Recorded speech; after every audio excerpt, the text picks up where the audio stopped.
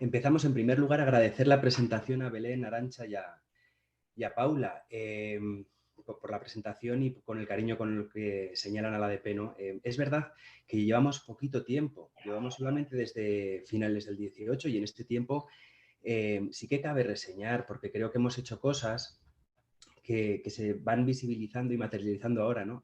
Vamos a, además de estas segundas jornadas que, jolines, no esperábamos que tuvieran este eco, vamos a lanzar el primer número de la revista Encuentros, que precisamente son encuentros entre educación y psicoterapia, ahora en noviembre. Y luego hemos firmado una serie de convenios y acuerdos con diversas universidades y entidades y colegios profesionales para coordinar y colaborar propuestas de formación e investigación, ¿no? Hay alguna tesis doctoral también en curso en torno a modelos de intervención concretos. Bueno, cabe señalar también la presentación de Gorka, que para eso estoy aquí. Yo soy Raúl Gutiérrez, trabajo en FAIM, soy de la Junta Directiva de la Asociación para el Desarrollo de la Psicoterapia en Contextos Educativos, Terapéuticos y Sociales, y tengo el honor de presentar a Gorka Seitua, es pedagogo y educador familiar. Trabaja desde hace 18 años, si no me equivoco, desde el 2002, en el sector de protección a la infancia y además también está metido en el blog de educacionfamiliar.com, que además yo creo que a raíz de eso coincidimos en alguna red social, Gorka. También forma parte de una entidad que se llama Merienducas, Fábrica de Trato Saludable. ¿Puede ser? Sí, Para la exactamente. promoción del buen trato y los cuidados entre profesionales. Y yo creo que aquí coincidíamos también bastante, ¿no? Y sobre todo, más allá de la formación de base y de la experiencia que tienes, algo que sí que me parece importante reseñar es el valor humano con el que transmites experiencia, conocimiento. Siempre que te he ido leyendo en diversos foros y redes, me parece que transmites un valor humano, ¿no? a todo lo que hacemos. Quien me conoce sabe que soy muy técnico, de diversas fuentes teóricas. Entonces, cuando te escucho, sintonizo mucho porque me encanta escucharte porque traduces a lo cotidiano y aterrizas todas esas ideas que otros manejan en otros niveles para el buen uso, ¿no? y en la intervención. Y bueno, sin más, te doy paso para que puedas exponer la ponencia, Gorka. Yo estoy para lo que necesites. Vale, muchas gracias, Raúl. Yo, antes de empezar a hablar, decir, por ser sincero con todo el mundo, que a mí me sorprendió muchísimo que se contara conmigo para esta ponencia y que, no sé, dije que sí porque me apunto a cualquier cosa, pero al escuchar a Arantxa antes hablar del concepto este a ver, yo tenía un poco la idea de que, claro, yo soy un educador de base, yo poco puedo añadir, no soy un académico, no soy alguien que tenga poder de decisión, entonces yo tenía un poco la sensación de que poco puedo añadir en relación a unas jornadas de estas características. Pero es verdad que luego escuchando a Arantxa, con el concepto este que lo tengo apuntado porque ha dicho práctica sabia, ¿no? Es decir, y que la práctica sabia debe estar de alguna manera también incorporada en las universidades, pues ahí me he sentido un poquito reflejado. Un poquito reflejado porque yo sí siento que empecé en mi trabajo profesional con muchos conocimientos teóricos y que en un primer momento esos conocimientos teóricos me sirvieron más bien de poco. Y que sin embargo, a través de pequeños procesos de investigación, acción, lecturas, aplicación de determinados contenidos en las intervenciones que hago con familias, pues he ido pasando un poco del conocimiento técnico a darme un poco valor y cuidado a mí mismo, que creo que es una de las claves para que la relación con las personas que trabajamos pues funcione bien, ¿no? Es decir, el autocuidado. Y de eso es un poco de lo que voy a hablar en esta ponencia, ¿no? De las implicaciones que tiene el autocuidado de cara al concepto de acompañamiento. Vale, voy a ver si consigo compartir la pantalla sin problemas y empiezo haciendo una pequeña exposición con un esquema, ¿vale? Bien, a ver si está funcionando. Ok, se percibe. Un momentito, ¿eh? Tengo que hacerlo bien.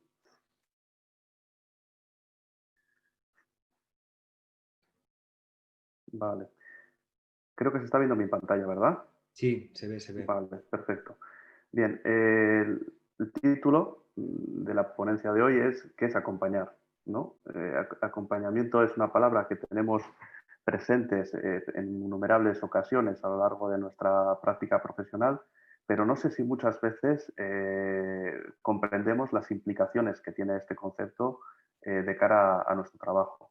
De hecho, yo tengo la sensación muchas veces de que a veces nos perdemos en la técnica y en la resolución de problemas y en esa activación de nuestra parte izquierda de nuestro cerebro, que es la más lógica, la más lineal, nos perdemos la relación, las implicaciones que tiene la relación con las personas con las que trabajamos. Por eso mi propuesta es volver un poquito a ese concepto, volver un poquito a lo que es acompañar y tratar de profundizar un poco en esa idea que yo creo que es uno de los pilares de cualquier intervención con personas, bien sea en el ámbito social, bien sea en el ámbito sanitario, educativo o en cualquier otro trabajo que tenga implicaciones en el trato con las personas, ¿no? Hay un subtítulo que hace referencia un poco a más allá de la teleología en la intervención educativa familiar. ¿Por qué le hemos puesto este subtítulo? Porque de alguna manera nuestro trabajo se orienta siempre a través de una serie de objetivos. Y cómo gestionamos esos objetivos tiene serias implicaciones también de cara al desarrollo de las intervenciones, ¿no? Incluso el hecho de que haya objetivos tiene implicaciones de cara al desarrollo de las intervenciones. Creo que ahí, más que hacer afirmaciones, podremos dejar alguna pregunta abierta, pero creo que es importante que tratemos de poner la atención ahí. Bien, yo quería dar, por supuesto, las gracias a la Asociación para la Promoción de la Psicoterapia en Contextos Educativos, Terapéuticos y Sociales por contar conmigo, por confiar en mi trabajo y lo suficiente como para darme este lugar en estas jornadas. Y quería saludar me van a entender ellos y ellas, a todos los dinosaurios que hay por ahí, que forman parte de nuestra red de apoyo para profesionales y mandarles un abrazo y un saludo desde aquí, ¿vale? Sí, dicho esto, que lo quería decir que si no reviento, empiezo. Vale, este es un esquema de lo que vamos a hablar, ¿vale? La primera parte, Viva el Vino, os la explico luego. Vamos a hablar un poquito del concepto de acompañar, que es crear las condiciones para explorar. Esto os va a sonar mucho a la teoría sobre el apego, que es uno de los pilares de la intervención que desarrollo yo. Vamos a hablar un poco de cómo nos protegemos, modo control, modo cuidados, de en qué modos podemos actuar en la relación con otras personas y si somos suficientemente conscientes de qué es lo que estamos provocando en los demás. Vamos a hablar qué es lo que hay detrás del acompañamiento, es decir, cuándo estamos en una relación de acompañamiento y cuándo no. Y finalmente vamos a dar unas pinceladas sobre qué implicaciones tiene el autocuidado, la regulación emocional de los propios profesionales de cara a sintonizar con la experiencia de la persona que tenemos enfrente y poder de alguna manera ayudarle a explorar y mejorar su calidad de vida proporcionándose él o ella a sí mismo un mayor bienestar. Bien, vale, empezamos por aquí. Viva el vino. Con el vino pasa una cosa, y es que se supone, o al menos así nos lo quieren vender, que según pasa el tiempo, el vino mejora, ¿verdad? Pues hay determinados conceptos con los que no pasa lo mismo. Por ejemplo, yo voy a leer una serie de frases y quiero que escuchéis cómo reacciona vuestro cuerpo ante esas frases. La primera es, yo trabajo con la resiliencia, lo importante es la inteligencia emocional, soy muy empático, lo importante es el trabajo en red, soy experto en gestión emocional. Vale. Yo no sé, me imagino que cada uno tenemos una experiencia diferente, pero yo cuando oigo estas frases de este tipo, a mí me da asquete, me genera caspa, me genera malestar, no me gusta. Son conceptos que de alguna manera están presentes en cualquier tipo de relación educativa terapéutica con personas y que de alguna manera los hemos ido destrozando a lo largo del tiempo. Los hemos destrozado los profesionales porque los hemos perdido de vista y los ha destrozado también el público en general porque al final se ha hecho una definición de ellos muy superficial que poca justicia les hace. ¿Vale? Con el concepto de acompañamiento pasa un poco parecido. Es decir, parece que acompañar, todo el mundo sabe acompañar, ¿no? Y además, si nos dedicamos a estas profesiones, que menos, o sea, todo el mundo sabemos acompañar, ¿verdad? Bueno, pues yo tengo mis dudas. Tengo mis dudas porque a menudo en nuestro trabajo observamos determinadas prácticas profesionales que dejan mucho que desear. Y dejan mucho que desear porque incluso nos podemos encontrar con personas que técnicamente son muy buenas, muy competentes, pero que han olvidado completamente qué es acompañar, qué es cuidar de los demás y qué es cuidarse a sí mismo. Y muchas veces activan determinadas cosas en ellos que perjudican a los demás. Y la sensación sentida es que muchas veces no son suficientemente conscientes de ello.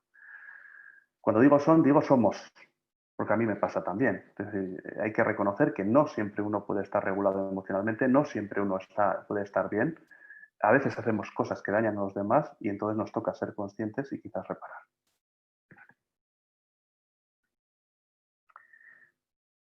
Acompañar es sostener un vínculo que ofrezca suficiente seguridad a una persona para que pueda disfrutar al máximo de su función ejecutiva y aventurarse a explorar. Hostia, Gorka, ¿de dónde has sacado esta definición? De ningún sitio. Os he dicho que no soy un académico, que he ido construyendo estas cosas en función a diferentes lecturas. No sé dónde ha salido, seguramente ha salido de otras personas que saben mucho más que yo, pero está muy relacionada con la teoría sobre el apego y el trauma. Vale, vamos a ir por partes a ver qué significa esta definición, ¿vale?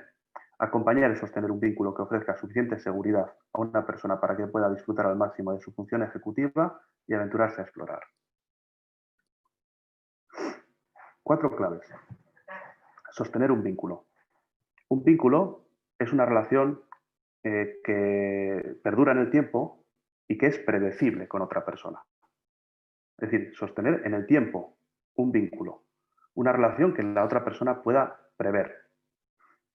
Dar seguridad significa que hay relaciones en las cuales nos sentimos inseguros, sentimos miedos, nos sentimos amenazados y otras relaciones en las que no, en las que nos sentimos tranquilos y en las que recurrimos incluso para regularnos emocionalmente. En esos contextos de relaciones donde se activa nuestra función ejecutiva, es decir, como no nos estamos protegiendo, no estamos funcionando con la parte más primaria de nuestro cerebro, más reactiva, sino que estamos funcionando a través del córtex orbitofrontal. Es decir, función ejecutiva es que disponemos de toda nuestra capacidad para memorizar, para aprender, para planificar las cosas, para coordinar medios y fines y, lo que es más importante, para entender y resonar con la realidad de las personas a las que la acompañamos. Y estimular la exploración, es decir, cuando estamos en calma, cuando estamos tranquilos, cuando realmente nuestra función ejecutiva va bien y nos sentimos competentes, es cuando disponemos de todos los recursos para lanzarnos a la aventura y ver qué es lo que hay más allá de nuestras formas primarias de funcionamiento. ¿Vale? La mayor parte de las personas con las que trabajamos, los educadores familiares, bien sean de los servicios sociales municipales, bien de los servicios de protección a la infancia, nos encontramos con personas que se están protegiendo y que llevan mucho tiempo protegiéndose de cosas que tienen que ver con su presente, porque viven situaciones profundamente difíciles, y muchas veces también de su pasado, cosas que le resuenan ahí.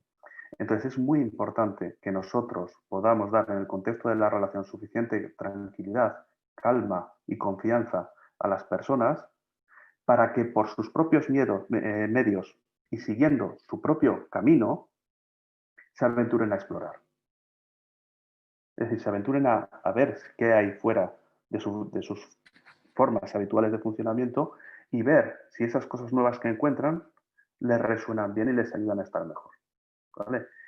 Como veis, esto es la clave de cualquier tipo de intervención educativa con familias, pero muchas veces nos lo olvidamos.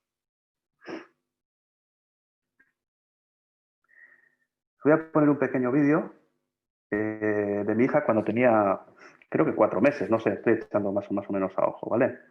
Porque es una secuencia muy pequeña que creo que ilustra a la perfección los procesos que de alguna manera tenemos que estimular. La idea que hay de fondo es que al final nosotros, como adultos, hemos hecho nuestra conducta un poco más compleja, porque evidentemente hay una serie de aprendizajes que podemos poner ahora en marcha que no teníamos cuando teníamos 4 meses. Pero los principios de la exploración son exactamente los mismos. Vamos a verlo. No sé si se va a oír, porque no sé si entrará el audio, pero bueno, es igual. Como hay subtítulos, lo vais a entender bien.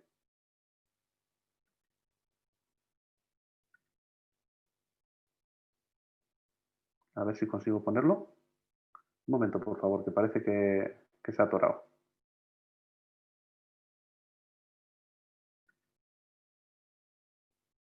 Estas son las cosas del directo que fastidian un poco.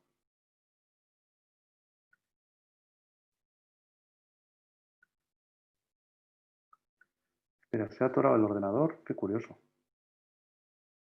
Voy a dejar de compartir pantalla un momento, a ver si... Ay, ahora parece que va bien. A ver. No. Voy a dejar de compartir pantalla y vuelvo a entrar. A ver si es posible hacerlo así. Un momentito, ¿eh? Voy a intentar arreglarlo. Siento mucho que haya pasado esto, ¿eh?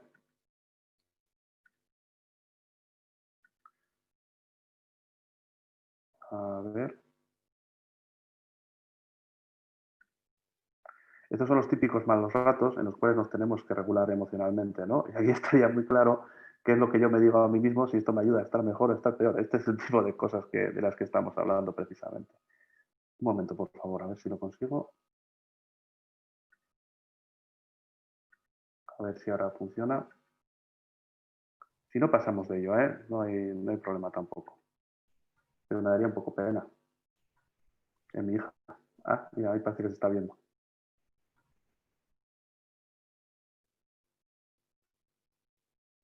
Pues no se está viendo, ¿no? No, Gorka. Vamos a pasar un poquito de esta historia, ¿vale? Espera, volvemos a probar. Siento mucho esto, ¿eh? No estaba previsto. A ver, es que me va mal el ordenador. Qué cosa más curiosa. Bueno, vamos a pasar a la siguiente diapositiva. A ver si quiere pasar. Bueno, yo sigo hablando, ¿vale? Los principios básicos de esta forma de trabajo están basados en el círculo de seguridad, ¿vale? El círculo de seguridad implica que el profesional debe tener una actitud que le lleve a ser una base segura para que las personas puedan explorar. Con los niños está muy claro. Con los niños, no sé si, me imagino que todos vosotros, los que me estáis escuchando, habéis tenido trato con niños, ¿no? Con niños pequeños o un poco más mayores. Cuando a un niño le dices automáticamente, mira, esto, vete hacia allá o haz las cosas así, automáticamente la respuesta que uno suele tener en ese momento es una respuesta de resistencia. Es decir, cuando nosotros empujamos o tiramos de una persona, lo que nos encontramos es una resistencia. Sin embargo, si nosotros nos situamos como base segura, sencillamente acompañando y estando presente en la relación con las personas pueden de alguna manera aventurarse a explorar. Sin embargo, para que se produzca este fenómeno de la curiosidad y de la seguridad sentida, no solo es importante que de alguna manera estemos presentes en la relación con las personas para invitarles o sencillamente esperar su momento para que se lancen a explorar, sino que también es muy importante que cuando ocurre algo que realmente es una amenaza y ellos emiten una señal de que se ha producido una amenaza, de alguna manera estemos también dispuestos para recogerlos, ¿vale? Y esto es lo que quería ilustrar con el vídeo que no he podido poner, y esto ocurre en microinteracciones, es decir, no son cosas que tienen que ver con grandes planificaciones ni con cosas que pensamos, es decir, va directamente a través de la línea que es la resonancia del cuerpo. Es decir, yo estoy presente en la relación con mi hijo o con la persona a la que acompaño y algo se activa en mi cuerpo antes de pasar por la cabeza que me está dando indicaciones de cómo está esa persona. Y a eso estoy pendiente y sé reaccionar. Vamos a profundizar sobre ese tipo de cuestiones. Vale. Antes de nada, dejarme que haga una pregunta y que la deje en el aire, porque creo que es una pregunta importante y que nos lleva un poco hacia las reflexiones que queremos hacer. Es decir, ¿qué relaciones cumplen con estas características en tu contexto laboral? Es decir, ¿en qué relaciones con nombres y apellidos tú te sitúas como una base segura para que las personas puedan explorar? Y tú sientes que esas personas contigo están en calma y pueden dar el máximo de su potencial. O lo que es lo mismo y quizás más interesante, es decir, ¿en qué relaciones tú te sientes con esa capacidad para explorar? O lo que es lo mismo también, vamos a lanzar otra pregunta, si las instituciones, las empresas, las organizaciones para las que trabajamos están creando las condiciones relacionales para que los profesionales que trabajamos en ellas podamos sentirnos suficientemente seguros, a salvo y poder explorar. Son preguntas clave porque todo está unido y todo de alguna manera repercute en la calidad de las intervenciones familiares que desarrollamos. Bien, quiero decir una cosa, esto es muy evidente, pero a veces se nos escapa. Funcionamos en dos modos de funcionamiento, ¿vale? Y uno es el modo control, otro es el modo cuidados, ¿vale? Modo control es cuando algo se activa dentro de nosotros y de alguna manera nuestro cuerpo nos pide que nos protejamos. Cuando el modo control se activa, aparecen una serie de partes protectoras nuestras que son como personajes que entran en escena, que toman el control y que de alguna manera intentan proteger. Cuando activamos el modo control, vemos que esas partes se activan. Y aquí puede haber dos tipos de actitud. Es decir, una persona puede tener una buena relación con sus partes protectoras o puede tener una mala relación con sus partes protectoras. En el caso de que la relación sea buena, puede existir un diálogo con esas partes protectoras y de alguna manera podemos integrar nuestra forma de funcionar. Si la relación es mala, entramos en un círculo vicioso en el que intentamos controlar la parte que nos protege y nos defiende y se aumenta el estrés del sistema constantemente. ¿Me explico? Entonces, modo control, nos estamos protegiendo. ¿Qué relación tenemos con esas partes que nos protegen? ¿Las tenemos identificadas? ¿Nos gustan? ¿No nos gustan? ¿Y qué podemos hacer para llevarnos bien con ellas? ¿Qué dicen esas partes de nosotros y de nuestra propia historia? Es decir, ¿cuándo nos han funcionado para ponerlas en valor? ¿Vale? Hablamos de procesos cuasi terapéuticos que tenemos que seguir todos los profesionales para poder saber acompañar. Y aquí hay otra pregunta que yo creo que procede, es ¿cuántos profesionales del acompañamiento estamos viviendo realmente o hemos vivido procesos de terapia en los cuales nosotros hayamos podido integrar esas partes protectoras con las que a veces no nos llevamos suficientemente bien? Pero hay otra forma de funcionar que es en el modo cuidados. El modo cuidados es cuando estamos en calma, cuando realmente, lo que hemos dicho antes, podemos funcionar con el máximo de nuestro cerebro, cuando sentimos seguridad, cuando estamos en nuestro yo esencial, que de alguna manera es capaz de ponerse en el lugar de los demás, de resonar con su sufrimiento, su bienestar y de sentir curiosidad y compasión. Cuando hablamos de compasión, es un concepto que no se me ocurre otro, ¿no? La compasión es el cuidado, las ganas de cuidar a los demás y a uno mismo. No nos vamos a engañar, en el trabajo con familias y con adolescentes o niños, muchas veces no estamos aquí, porque nos encontramos con gente que sufre mucho y no estamos a cuidar, estamos a protegernos. Y lo que activamos tiene repercusiones en los demás. ¿Vale? Pregunta clave, ¿sabemos cuándo estamos en un sitio, cuándo estamos en otro? ¿Lo estamos constantemente chequeando en nuestro cuerpo? Es decir, ahora estoy bien, ahora estoy mal. ¿Qué es lo que...? Bueno, eso es importante porque eso es lo que da realmente calidad a una relación. Pregunta también para la gente que está escuchando. ¿Crees que eres suficientemente consciente de cuándo estás en modo control? Y sobre todo, ¿qué haces para regularlo? Vale. Porque cuando estamos en modo control, estamos hablando de que estamos sufriendo, que nos estamos sintiendo inseguros. Y algo estamos haciendo para encontrarnos mejor. ¿Tienes identificadas cuáles son esas estrategias? ¿Qué haces? ¿Evitas? ¿Te sobreactivas? ¿Te vas a tu mundo? ¿Qué haces cuando estás en modo control? ¿O activas los cuidados y te hablas con cariño y con la dulzura que te mereces? ¿Qué es lo que hacemos? Y eso nos lleva a estar mejor o peor, porque muchas veces las estrategias de regulación emocional que utilizamos los profesionales nos sirven para salir del paso, pero luego mantienen el sistema activo. Y aquí hay una reflexión que quiero incorporar, y es que vivimos, muchos de nosotros hemos recibido una formación orientada casi en exclusiva a la parte izquierda de nuestro cerebro, es decir, a la parte más racional.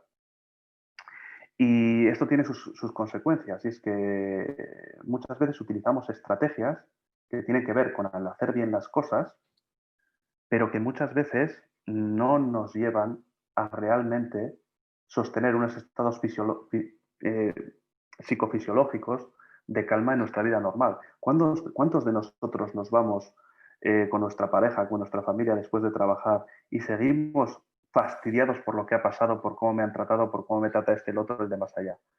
Mucho me temo que muchos, ¿no? ¿Cuántos podemos realmente volver hasta abajo en estos picos que tenemos después de nuestro trabajo y sentirnos bien? Que esto no implica desconectar, sino todo lo contrario, conectar con nuestras sensaciones para poderlas regular. Lo normal, lo que yo veo en muchos profesionales de alrededor mío, es que, bueno, sí, yo sé desconectar, y desconectar significa apartar de la conciencia la experiencia negativa que hemos tenido para poder tirar para adelante. Pero eso no es desconectar, el cuerpo sigue activo y seguimos sufriendo. Y eso nos va a pasar factura en la siguiente intervención. Vale. Vamos a hablar un poco de las condiciones para acompañar, ¿vale? Rápidamente. ¿Y qué es el acompañamiento? Vamos a entrar un poco ya más en materia en qué es acompañar, ¿no? Acompañar es ser sensible a las señales que nos emiten los demás, es decir, estar presente en esas señales y de alguna manera percibir si el otro está pasándolo bien o mal en nuestro propio cuerpo, resonar con ellos. Es estar disponible. Disponible significa que yo sé distinguir cuáles son las cosas que yo estoy poniendo en el contexto de la relación y cuáles son las cosas que son de él o de ella, ¿no? Es decir, interpretar bien esas señales y sentir una motivación genuina para quererla satisfacer.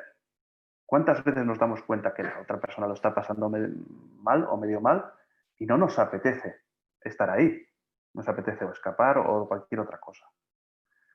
Acompañar significa valorar a esa persona, es decir, considerarla genuinamente, sin, sin hacernos pajas mentales, que es una persona suficientemente legítima para estar con nosotros en un plano de igualdad. Es decir, que yo puedo formar equipo con esa persona para explorar y que los dos, de alguna manera, somos ignorantes en el proceso y en el camino que tenemos que seguir. Muchas veces los profesionales nos situamos como expertos ante las personas con las que trabajamos y eso activa, lógicamente, resistencias en los demás. Y guía. La guía tiene que ver con la confianza epistémica, es decir, la confianza epistémica en que si yo estoy promoviendo una relación de calidad con las personas a las que atiendo, el sistema tiene recursos para sanar. Y cuando hablo de sistema, hablo del sistema nervioso de la persona a la que estoy atendiendo y del sistema familiar. Es decir, ellos con sus propios recursos pueden hacerlo bien. Porque muchas veces nos empeñamos en imponer o en de alguna manera trasladarles nuestras propias estrategias y eso no siempre les viene bien.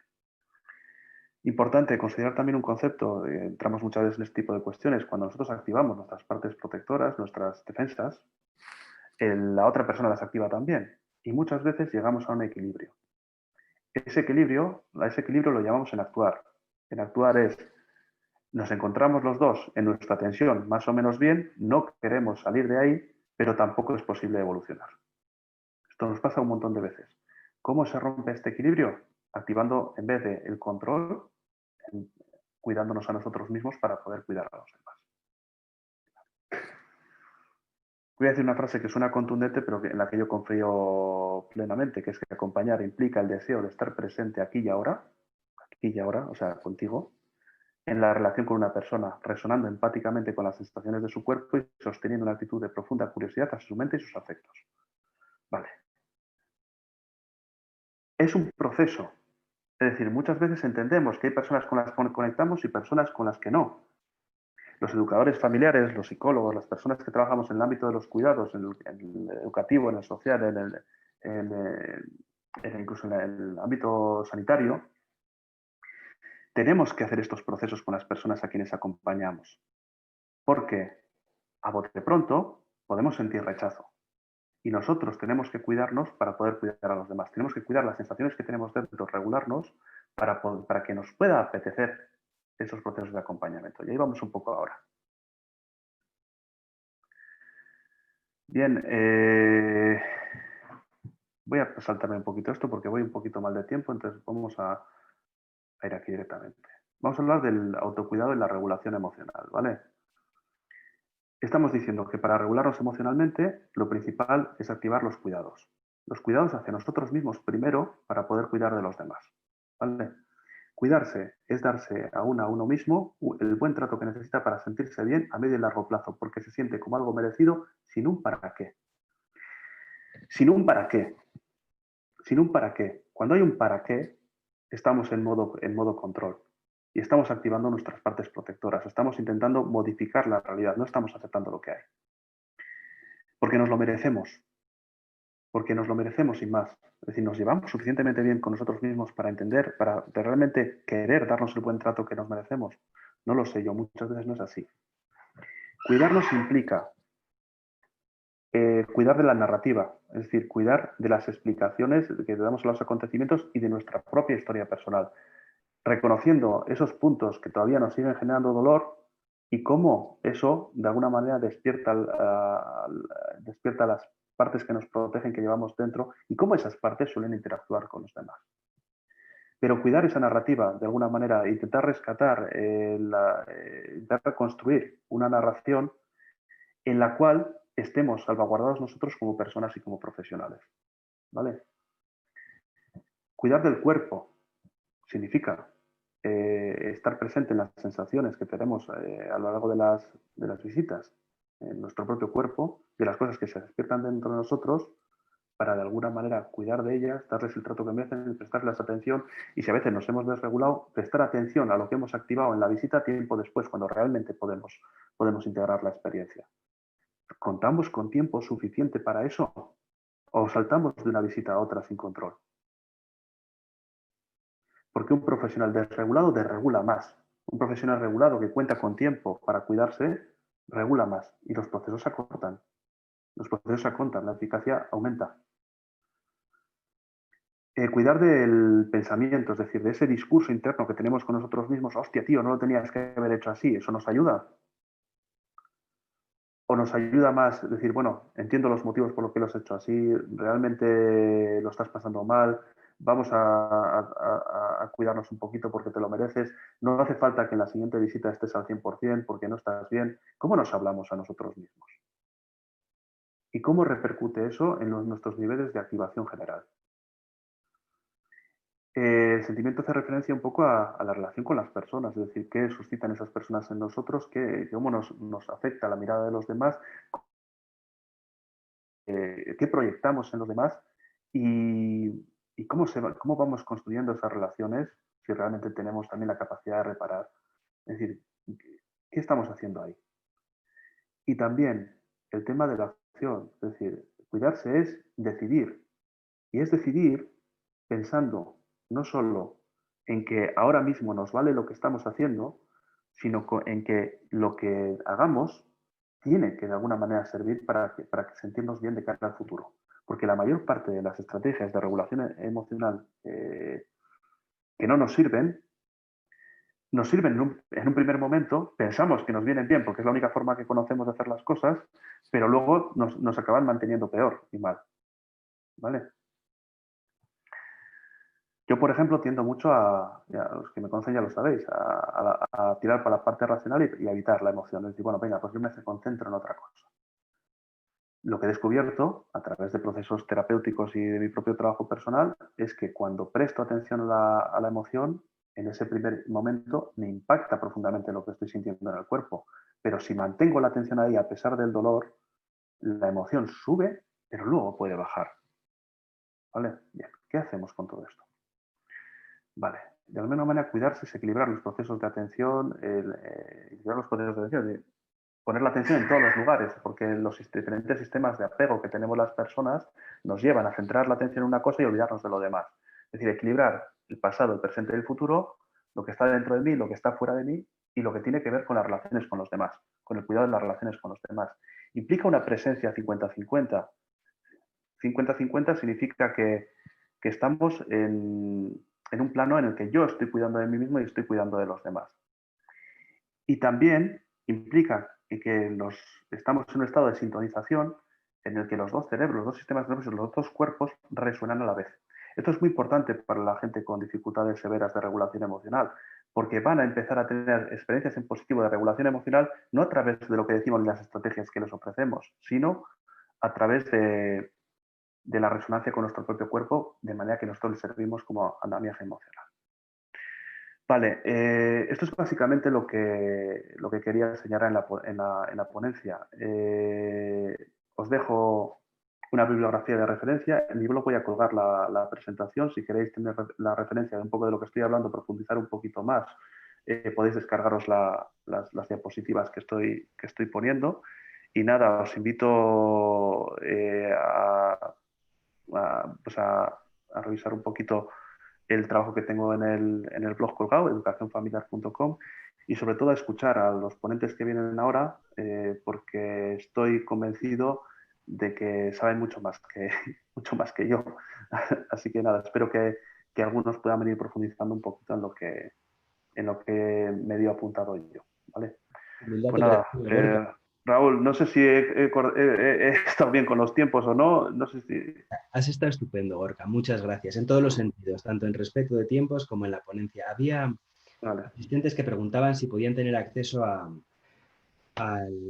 la presentación. Ya lo has respondido, que lo vas a colgar. Sí, Entonces, lo voy a colgar en el blog, eso es. no hace falta. Sí que me gustaría, comentar a los asistentes que pueden hacer preguntas en una pestañita que hay abajo, si mueven el ratón, que pone preguntas y respuestas, para organizar. Las primeras que vayan entrando son las que contestamos. Tenemos 10 minutos y mientras alguien se anima o no a preguntar, sí que compartir una reflexión, Gorka, en torno a la presentación. Me han resonado muchas cosas, algunas como por ejemplo la confianza epistémica que viene de la pedagogía natural y que la mentalización hace eco, ¿no? Del tema de la confianza y de cómo de alguna manera en la relación poder ser alguien significativo para el otro desde donde poder transitar hacia el cambio o que nos permita acompañar siendo que ellos le den un valor a ese acompañamiento, ¿no?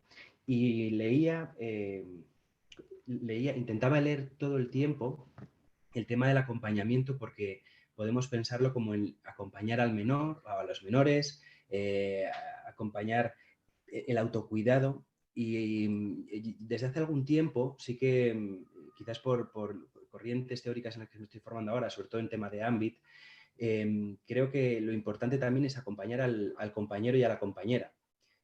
Saber estar para potenciar su capacidad, ¿no? de saber acompañar a otros, del cuidado de los propios equipos entre nosotros para reconocer la función de cada uno, ¿no? Que a veces yo creo que en los dispositivos donde trabajamos el tema de la soledad, la falta no sé si de reconocimiento, pero a la profesión, pero sí que es cierto que es una profesión que requiere mucha implicación, que requiere supervisión, formación, trabajo personal. Entonces, a veces no contamos con nuestros propios equipos para, potenciarnos entre nosotros, ¿no? Y acompañar, saber acompañar, además de los menores, saber acompañar al profesional que está conmigo. Ser sensible, estar disponible, valorar el tema de generar espacios de confianza, ¿no? Donde poder pensar juntos las dificultades de un profesional que a veces no sabe dónde depositarlas y tiene un peso y una responsabilidad. Entonces, simplemente quería compartir esta reflexión de que el acompañar no solamente es a los menores, sino que es entre nosotros mismos como agentes de cambio, ¿no? Como profesionales que transitamos hacia el cambio con menores. Sí, ahí Raúl, tú lo sabes mejor que nadie. Martín ha hecho un trabajo estupendo, ¿no? En el cual habla de los diferentes niveles de la mentalización, ¿no? Y de cómo acompañar tiene que ver, pues sí, con mirarse uno mismo, con mirar a los demás, con mirar a los compañeros, incluso entre equipos de diferentes entidades, podernos dar el trato que merecemos, ¿no? Porque a veces vamos siempre a, bueno, venga, hay que hacer esto, no sé qué tal, nos olvidamos de que al final hace falta activar el autocuidado para que las cosas vayan, el cuidado de nosotros Sí, para sí. que las cosas vayan bien. Aquí, claro, muchas veces funcionamos con niveles de estrés que son difíciles de manejar, ¿no? Pero yo creo que hay una clave también, que igual no he podido señalar durante la exposición, y tiene que ver un poquito con cómo nos relacionamos los equipos, las personas, con nuestra propia vulnerabilidad. Es decir, Sí. hay sitios, hay lugares donde uno puede expresar que se siente vulnerable, que está dañado por algo o que tiene aspectos de su propia vida personal no resueltos que le está conectando con las personas con las que trabaja y al final por eso lo está haciendo mal. Incluso hay lugares donde uno puede rechazar un caso si ese caso, por lo que sea, le está provocando algo que siente que no puede trabajar con ese caso. Hay otros sitios donde sencillamente eso no se puede hacer, no se contempla, no está en la cultura organizacional. Es decir, cómo las organizaciones, los equipos, contemplamos la vulnerabilidad, porque no nos olvidemos, la vulnerabilidad al final es lo que nos conecta con los demás. Es decir, cuando resonamos, cuando somos conscientes de que nosotros estamos activados o mal y sabemos cómo cuidarlo, lo nuestro propio, le estamos dando indicaciones a los demás sobre cómo hacerlo también. Entonces, eso es fundamental y es un aspecto de la práctica en educación familiar que muchas veces pues dejamos olvidada. Y yo creo que es el principal error que cometemos muchas veces. Gorka, hay dos preguntas. Una es ¿me permitís que diga de quién? Para contextualizar, de Carla. Te la leo. Buenos días, tengo una mamá que prefiere quedarse en anonimato que me ha hecho llegar una pregunta. ¿Cuidar la narrativa conlleva que la otra parte tenga su parte racional activada para poder aceptar algunas partes que no sea de su agrado? ¿O es simplemente saber escoger las palabras? Yo creo No, que cuidar la narrativa es, cuando hablamos de narrativa hablamos de la, perdona, igual te he interrumpido, Raúl, no lo sé. No. Cuando hablamos de narrativa hablamos de las historias que nos contamos y que de alguna manera sirven de sustrato para de alguna manera enfrentar las dificultades que tenemos también, ¿vale? Nosotros hablamos de que en el relato que nos contamos siempre hay dos tipos de relato, ¿no? Una cosa es el relato predominante y otra cosa es el relato subyugado. El relato predominante es el que tenemos en mente. Es la historia que nos contamos normalmente a nosotros mismos y que de alguna manera en la que encajan las soluciones, las estrategias que ponemos en marcha para gestionar lo mejor posible las situaciones. Pero hay siempre un relato o muchos relatos subyugados, es decir, hay mucha información que no estamos contemplando y que puede ser de interés. Cuando hablamos de cuidar la narrativa, hablamos de rescatar los relatos subyugados de manera que la narrativa se enriquezca y podamos ampliar nuestro campo de visión y nuestro campo de actuación. Bueno, esto tiene mucha cola por detrás, pero no sé si he respondido, pero va un poco por ahí cuando hablamos de narrativa. Otra pregunta, dos preguntas más. Para una correcta condición, también es de Carla, para una correcta condición de acompañar en el apartado de valoración sería la de valorar si está dentro de sus capacidades. Y la parte de guía es necesario en este apartado tener la experiencia vivida para poder guiar correctamente. A ver, no sé si me he perdido un poco. Yo creo que tienes acceso a la pregunta, Gorka, ¿puede ser? ¿Ah, sí? Si das a preguntas y respuestas, Ah, ándate, vale. y mientras la lees, contesto yo a Maite. ¿Conocéis formaciones dirigidas al acompañamiento? Sí, desde la ADP desarrollamos planes de formación y en esta hay una parte que también es de formación a profesionales, a equipos de profesionales en torno a la relación de ayuda. Aparte de Mardanger y otra gente que también hace formaciones desde la Ana Freud en relación a los equipos con el modelo AMBIT. Pero te doy paso, Gorka, por favor, para la pregunta. Vale, respondiendo un poquito a Carla, ¿no? Cuando habla un poquito de... A ver, voy a denotar la pregunta para contextualizar a la gente que está escuchando, ¿eh? Otra duda, para una correcta condición de acompañar en el apartado de valoración sería la de valorar si está dentro de sus capacidades.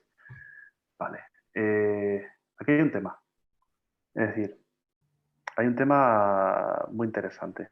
Cuando yo hablo de valorar a la otra persona como un interlocutor legítimo, una interlocutora legítima, es decir, como una persona con la que puedo iniciar un proceso de exploración conjunto, porque yo no soy experto en su vida, ni ella tampoco, y ella probablemente mucho más que yo. Cuando hablamos de valoración de las capacidades, nosotros distinguimos, por ejemplo, entre lo que son capacidades y lo que son habilidades. Habilidades son cosas que se pueden aprender. Y capacidad hace referencia un poquito a las cuestiones de nuestro funcionamiento interno que son muy difíciles de modificar si no es en un contexto terapéutico a largo plazo. Hablamos del sistema de apego que tiene una persona, de su capacidad de empatía, de la impulsividad que tiene esa persona. Hay cuestiones que no se aprenden de la noche a la mañana, sino que requieren un trabajo profundo a largo plazo para poder. Yo puedo considerar un interlocutor legítimo perfectamente a una persona que no tiene capacidad para criar a sus hijos. Porque puedo entender que de alguna manera ese funcionamiento que tiene, incluso a veces agresivo para conmigo, tiene que ver con, no tiene que ver conmigo, sino que tiene que ver con aspectos de su vida que no tiene resueltos. Y ahí es donde empezamos de alguna manera a conectar, a través del dolor, a través de que yo me pueda mantener regulado en ese contexto de relación con esa persona, a pesar de lo que esa persona pueda activar. Pero para eso tengo que estar cuidándome. Para luego poder, y tengo que entender el impacto que tiene el cuidado de mi propia narrativa para poder rescatar la narrativa subyugada de los demás. Ojo, no sé si he explicado bien, me estoy metiendo en un... no sé si estoy entrando demasiado a machete, pero vuelvo a repetir, la clave es el autocuidado para poder estar bien, sea cual sea, y para poder cuidar y tratar bien a las personas que tenemos enfrente, sea cual sea su condición. Gracias, Gorka.